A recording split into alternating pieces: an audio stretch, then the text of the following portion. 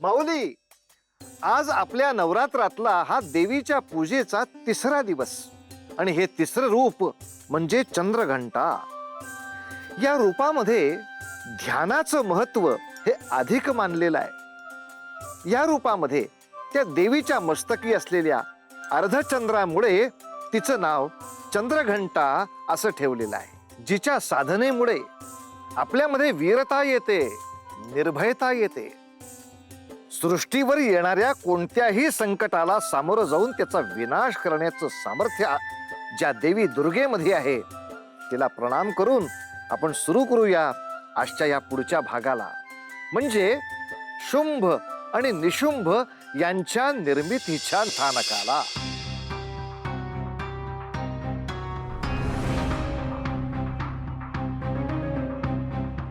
दैत्यराज शुंभ यांचे वर्तन अत्यंत हीन पातळी गाठू लागले आहे. आपण असुरराज आहोत याचा गर्व त्यास झाला आहे. संपूर्ण असुर सेना केवळ त्याच्या त्या मायावी प्रेयसी करता वापरणे त्यास अयोग्य वाटत नसेल, परंतु असुरांच्या ऱ्हासाची ही नांदी ठरू शकते. दैत्य गुरु म्हणून माझे हे दायित्व आहे की हे होण्यापासून मला दैत्य कुळाला वाचविले पाहिजे.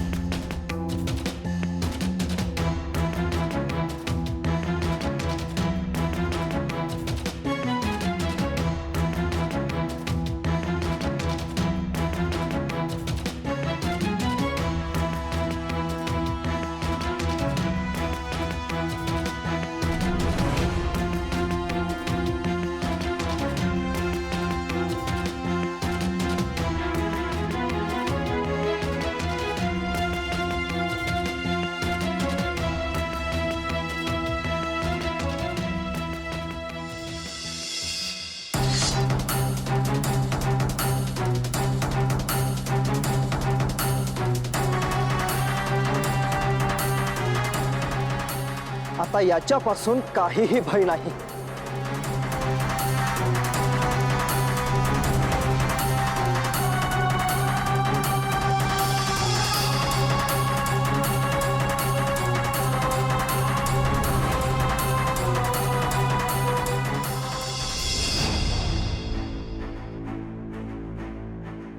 प्रणाम असुर श्रेष्ठ रक्तबीज. आम्ही शुंभ आणि शुंभ, आपण आमचे तारणहार आहात. सांगा, काय आज्ञा आहे?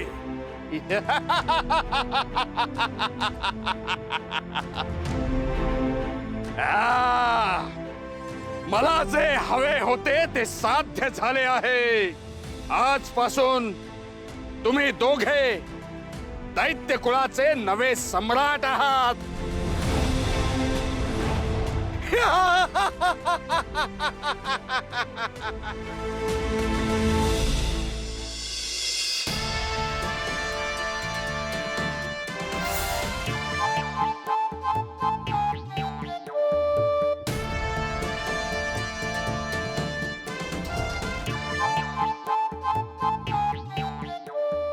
प्रभू, एक शब्द देखील उच्चारू नकोस नारदा. आपल्या पित्याला दिलेला शब्द तुला पाळता आला नाही. इतकी वर्ष पुत्र म्हणून तुझ्या या वर्तनावर दुर्लक्ष केले, परंतु आता नाही. असे वाटते तुला शाप द्यावा म्हणजे तुझी वाचाच निष्प्रभ होईल. नाही नाही पिताश्री, नको नको, असं काहीतरी करू नका. कृपया मला शाप देऊ नका. महादेवा, प्रभू, तुम्ही तरी समजावा. तुमचा एक प्रामाणिक भक्त म्हणून आपण तरी क्षमा करा. मुनिवर, आपले हे वर्तन कदापि समर्थनीय नाही.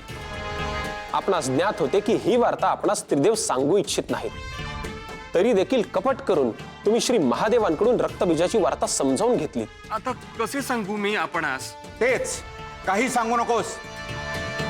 याला शाप देणेच इष्ट ठरेल. नाही नाही, नको नको पिताश्री, मला शाप देऊ नका. पिताश्री, तुम्हाला जर शिक्षा करायचीच असेल ना, तर देवेंद्रांना करा. देवेंद्र? होय प्रभू, रक्तबीजाबद्दलची वार्ता मी त्यांच्या कानी घातली हे खरे आहे.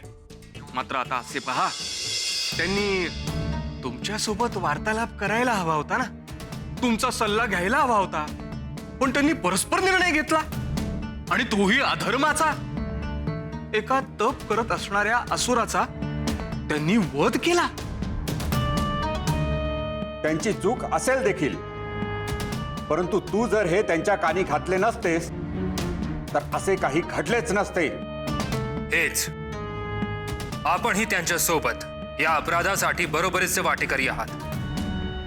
तुम्हाच जर तुमची सुखरूप सुटका व्हावी असे वाटत असेल तर आपणास आज्ञा देत आहोत, सूर्यास्तापर्यंत देवेंद्रांना आमच्या समक्ष उभे करा. अन्यथा माझा शाप सत्य ठरेल. सूर्यास्तापर्यंत तू देवेंद्रांना इथे घेऊन आला नाहीस तर तुझी वाचा सदासाठी निष्प्रभ होईल. नाही नाही, नको नको. मी नारायण नारायण नारायण नारायण नारायण नारायण. दैत्य निशुंभ यांचा दैत्य निशुंभ यांचा दैत्य निशुंभ यांचा दैत्य निशुंभ यांचा. दैत्यराज महिषासूर यांच्या संहारापश्चात हे सिंहासन आणि समस्त दैत्य कुळाचे अस्तित्व संकटात आले होते. परंतु तुम्ही दोघांनी ती पोकळी भरून काढली आहे. दैत्यगुरु, आपण हे महान दायित्व आमच्यावर सोपवले आहे. त्या विश्वासाबद्दल आम्ही आपले सदैव ऋणी असू. आजवर दैत्य लोकावर, समस्त दैत्य कुळावर जे काही अन्याय झाले त्याचा सूड घेण्याची हीच खरी घटिका आहे. दैत्यराज महिषासूर यांच्या मृत्यूचा प्रतिशोध घेऊ आम्ही. तुमच्याकडून हीच अपेक्षा आहे. परंतु आता तुम्हाला एका विशिष्ट दायित्वाकरता पाचारण केले आहे. सुरांनी मोठे कपट करून दैत्यराज महिषासूर यांचा वध केला. त्या पश्चात त्यांचे बळ वाढले आहे. आता तुमचे सर्वप्रथम दायित्व आहे ते देवलोकावर नियंत्रण मिळवण्याचे. होय दैत्यगुरु, आजवर त्या देवेंद्राने आमच्यावर किती अन्याय केला आहे हे आम्हास ज्ञात आहे. आता त्याच्या कुकर्माचा खडा भरला आहे. नारायण नारायण नारायण नारायण. सूर्यास्त होण्या अगोदर मला देवेंद्रांना त्रिदेवांसमोर हजर करायला हवे. पाहिलं देवेंद्र, आपण आधीर होऊन असे कृत्य केले नसते तर आज देवलोक आणि आपले सिंहासन देखील सुरक्षित राहिले असते. पवनदेव, आपण काय बोलत आहात? हे मी स्वार्थासाठी केले? समस्त देव लोकांच्या उन्नतीसाठी, त्यांच्या सुखासाठीच केले ना. आणि मी जे काही केले त्यात अग्निदेव साक्षी आहेतच. तरी देवेंद्र, मी आपणास सूचित केले होते की धर्मास धरून हे कृत्य नाही. परंतु परंतु परंतु काय? हे पहा, आपल्याला स्वतःचे रक्षण करायचे होते म्हणून हे पाऊल उचलले आहे. आता आपण एकत्र राहूनच ही लढाई जिंकू शकतो. देवेंद्र, देवेंद्र, अहो देवेंद्र. ज्याचे भय होते तेच झाले. मुनिवर मला इथपर्यंत शोधत आले. हे पहा, मी मुनिवरांना भेटू शकत नाही. मी येतो. देवेंद्र, देवेंद्र कुठे आहेत? कुठे आहेत देवेंद्र? देवेंद्र, अहो मी तिन्ही त्रिकाल तिन्ही लोकी संचार केला आणि 3 वेळा त्यांचा शोध घेतला, पण कुठेही सापडले नाहीत ते. कुठे आहेत देवेंद्र? मुनिवर, आम्ही देखील त्यांना शोधत आहोत. ते आम्हास म्हणाले तुम्ही येथे थांबा, ते महत्वाचे कार्य संपन्न करून येत आहेत. मला खरं तर सूर्यास्ताच्या आत त्यांना गाठायला हवं, नाहीतर माझी काही धडगत नाही. ठीक आहे.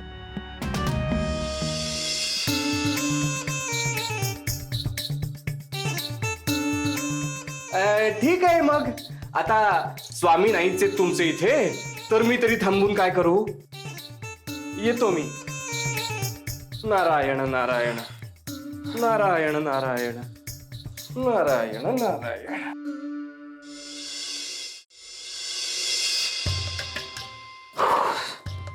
झाली सुटका, अन्यथा माझी दुरावस्थाच केली असती. हे पहा, आपल्याला इथून त्वरित निघावयास हवे. नारायण नारायण. देवेंद्र, अहो देवेंद्र, सापडलात. अखेर देवेंद्र तुम्ही सापडलात. देवेंद्र, अहो आपण देवांचे राजे आहात. आपल्याला हे वागणे शोभते का?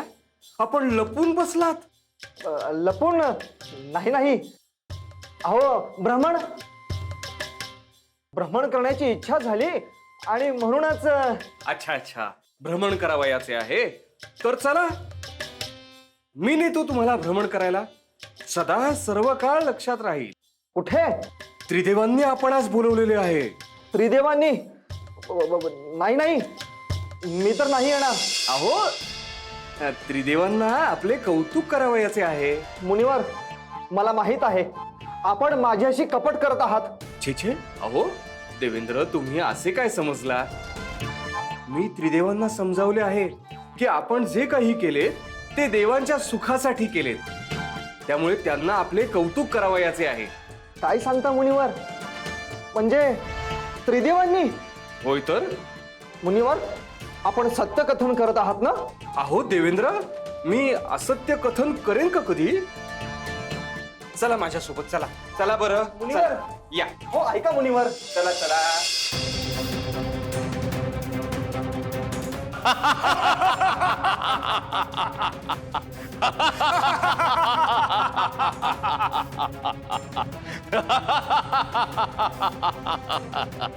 पाहिलेस निशुंभ, स्वतःला देवांचा राजा म्हणून घेणारा हाच इंद्र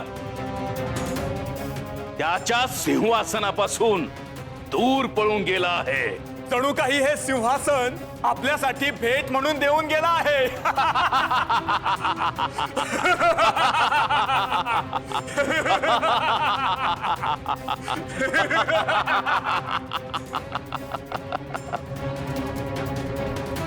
किती सहज, किती सहज आपण आपले साम्राज्य या देव लोकावर प्रस्थापित केले आहे.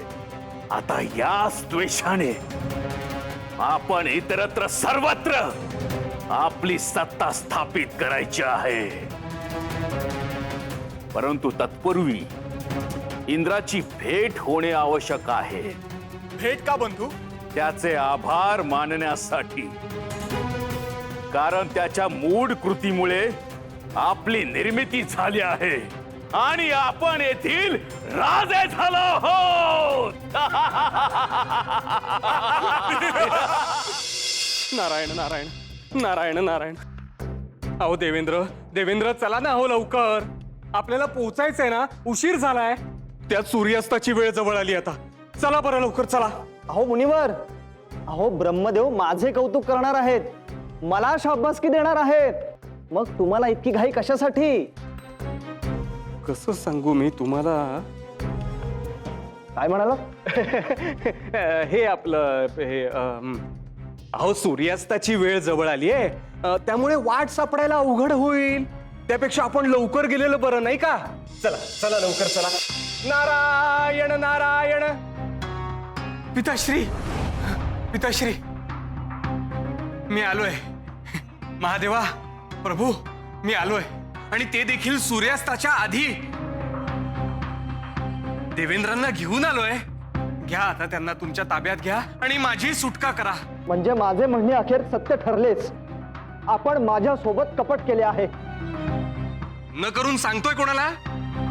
नाहीतर माझी वाचा जाणार होती. आपण हे योग्य केले नाही मुनिवर. शांत व्हा तुम्ही दोघे.